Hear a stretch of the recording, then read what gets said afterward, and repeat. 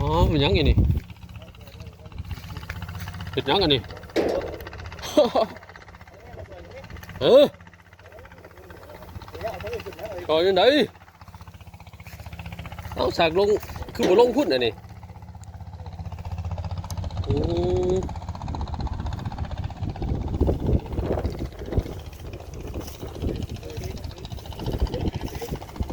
พัดลม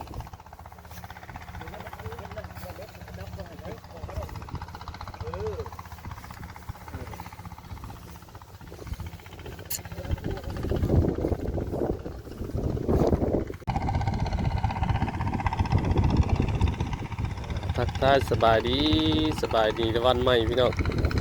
อันนี้ก็สวยตัวแล้วเนาะพาเลาะเลาะท่าลมเด้อพี่น้องไอ้ฝุ่นปั่นเข่าเนี่ยขี้ฝุ่นควันเข่าเรือนลุงใหญ่เต็มเลยมันนี่ฝุ่นปั่นอยู่ทั้งเหนือทางอันหน้าเอากับปั่นแล้วเข่าดอเนาะไปลงไปพุ่นแหละลงท่าพุ่นแหละพี่น้องเอ้ยลมแล้วก็บรรยากาศก็ดีเนาะบรรยากาศนี่ถือว่าดีกับชาวไร่ชาวนาชาวหัวชาวสวนเฮาบรรยากาศเด็ดๆนี่ถือว่าบรรยากาศดีเลยเฉพาะชาวไร่ชาวนาเฮาทำผ้า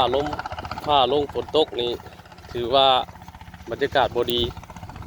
ต่อกับอันชาวเกษตรกรเฮาเนาะเฮ็ดไร่เฮ็ดนาก็ต้องการแดดแบบนี้แหละเลาะทงทายก่อนพี่น้องเอ้ย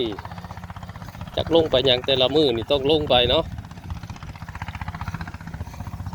หมดแนวหนึ่งกันแนวหนึ่งแหละต้องลงไปคู่บาทโอ้โห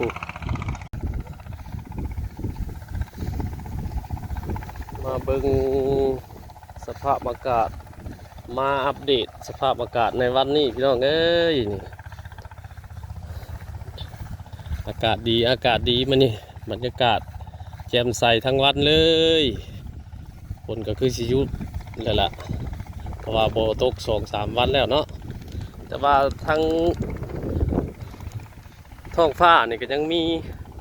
ก้อนขี้ผาหนาอยู่ได้พี่น้องเอ้ยหอบเลยก้อนขี้ผาเนี่ยก้อนขี้ผาถือว่าหนาอยู่ก็ยังญาติอยู่ดอกแต่ว่าจังใดได้พี่น้องเอ้ยเนาะมันญาติบ่ได้แล้วมันในเข่านี่นะมันล่มหมดเลยเข่าล่มหมดแล้วเข่าซุกหมดเลยพี่น้องเอ้ยสาวให้สาวนาเฮามันญาติบ่ได้แหละสู่ฟ้าหน้าสู่ดินบ่เฮ็ดกับบ่ได้กินบ่เฮ็ดกับบ่มีกินพี่น้องเอ้ยบ่เฮ็ดบ่หากับบ่มีกินเนาะจังใดแหละต้องสู้อันนี้มันเป็นข่าวกลางกันยังไงแน่แต่ญาติเฮาก็ขาแต่ญาติแหละก็เป็นไปบ่ได้แหละพี่น้องเอ้ยเนาะจังใดก็ต้องเฮ็ดไปมือเล็กมือน้อยกะว่ามันถ่วงมันทันโมเฮ็ดกับเข่ากับสิลบสิก้อยบ่แหละพี่น้องเอ้ยนี่อันนี้เป็นเข่าดอเนาะถ้าเป็นเข่ากลางกันยังไงแน่เข่ากลางเข่างั้นนี่ก็คือสีบ่ฮ้อนใจปานใดมาอัปเดตบรรยากาศมันนี่ก็สีแดดแล้วก็มีลมอยู่แต่ว่าเพิ่นก็สีตกหรือบ่ตกเฮาก็บ่ว่าอะไรพี่น้องเอ้ยของแน่นี่เนาะเนี่ยเฮาเฮ็ดเฮาแต่งเฮาแปลงบ่ได้ก็มีแต่ว่าเฮ็ดไปตามสภาพมันแดดเฮาก็ต้องลงเกี่ยวถ้าฝนตกเฮาก็หยุดเกี่ยวญาติไปน้ำพี่น้องเลยไปส่วนลุงใหญ่ก็ยังบ่ได้เกี่ยวเนาะยังเป็นเข่ากลางอยู่ตอนนี้ก็สิลงมาทางไหนาคือเก่าพี่เล็กพี่น้องเลยมาเบิ่งก่อนมาเบิ่งลีมาเบิ่งไหนาเลาะแต่ละมื้อแต่ละเช้า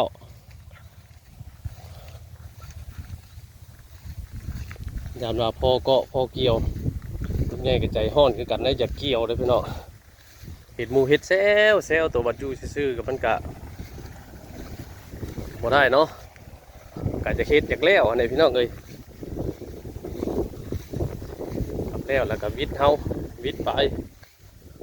หอนยามเห็ดนะครับวิดแล้วก็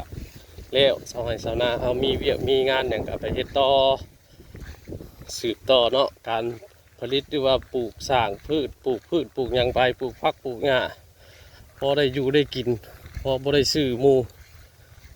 พอประหยัดน้ำครอบน้ำครัวซอยครอบซอยครัวถึงบ่หลายก็น้อยบ่ได้ขายก็เพราะว่าบ่ได้ซื้อเนาะไปลงพี่เด็กพี่น้องเอ้ยหาอยู่หากินคุมมือคุมวันไปก่อนมาถ่ายอัปเดตบรรยากาศธรรมชาติดูท้องไร่ท้องนาเฮามานี่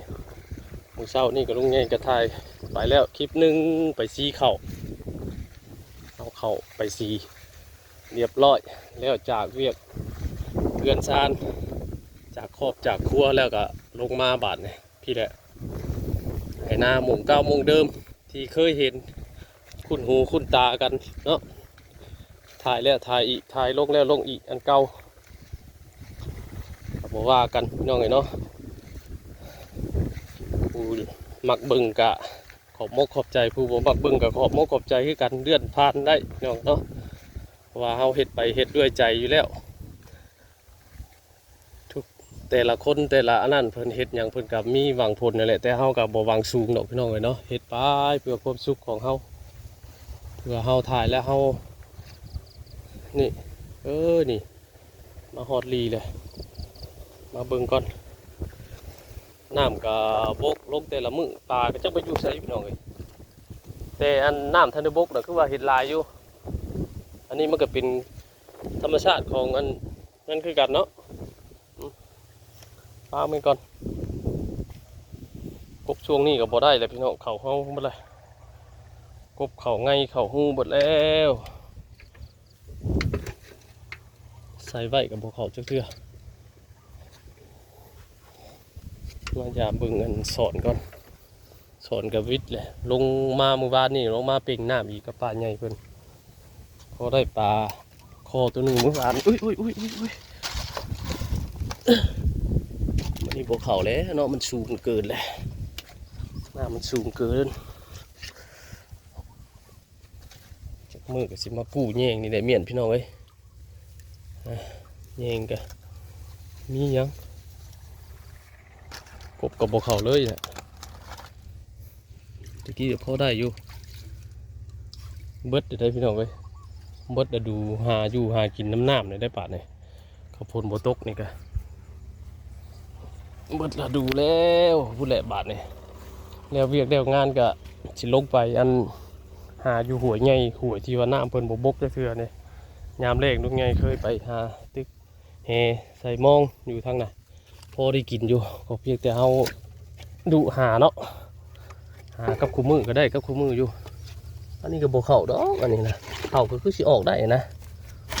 เบิ่งนะโอ้ยอันนี้ก็ได้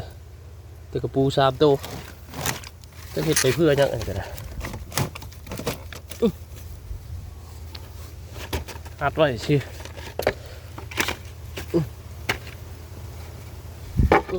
พกไว้ปลาใหญ่ว่าปิ่งซะปิ่งให้มันเบิดถามมันเดือน้อยหนึ่งถามมันเห็นปลาอยู่กับพากันมาซาเอาวิทย์เอาคนน่ะเลยปิ่งออกมันเบิดซะน้ำยังบ่ลายน้ำแต่น้ำลายแบบคือเห็นปลาลายอยู่แบบน้ำหน่อยลงก็คือบ่เห็นทอดปลามันเป็นธรรมชาติของปลาเลยจะไปจังใดอีกจักมือหนึ่งอีกจักมือนะเดี๋ยวสิลงมาหาเก็บแยงเก็บอย่างไว้สืบต่อปีหน้า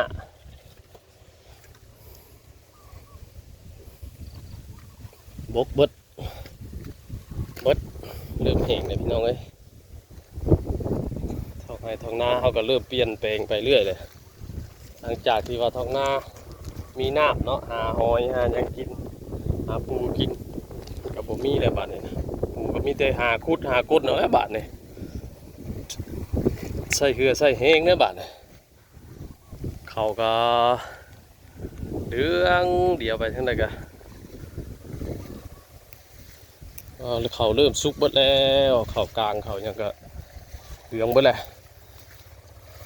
หัวล้มก็ออกเลยฟ้าเบิดฝนดีกับใครแน่ชาวนาก็จะได้เฮ็ดเวียกเฮ็ดงานสะดวกสบาย บ่ได้ฮ้อนอกฮ้อนใจ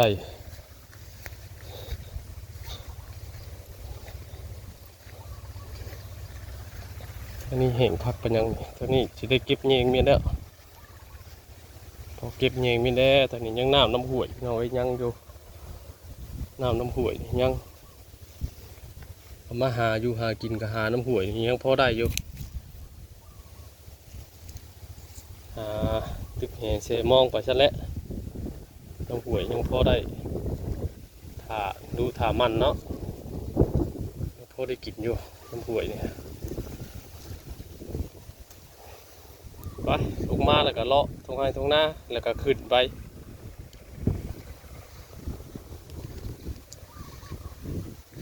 มีอย่างดอกน้องเลยลงมาเลาะไปซื้อเลาะบนเขาใกล้จะพอเก็บพอเกี่ยวอะไรนี่ยังอีกโบโดดนั่นนี่ประมาณที่กับประมาณอาทิตย์กลัวก็จะได้เกี่ยวเนาะ